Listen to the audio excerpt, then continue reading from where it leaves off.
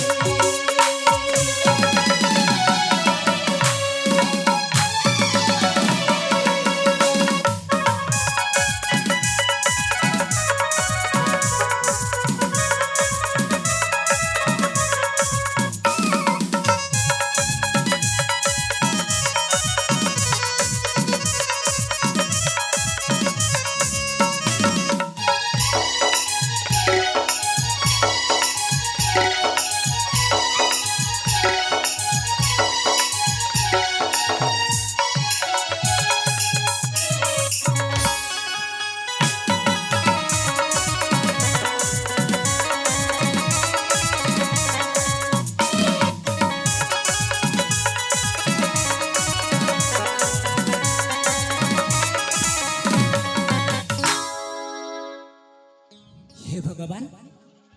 अरे सतरे तो अरे चाहो चाहो सूर्य देवता आचिरे मंद ऊपर गुजरी अरे अरे हाँ हाँ सिपटको हूँ मो पिता माता सतरे आकुल व्याकुल है मो पथ चाहिए अरे ना ना यही बहुमूल्य समय नष्ट करी मोर कौन सी लाभ नाई कहीं ना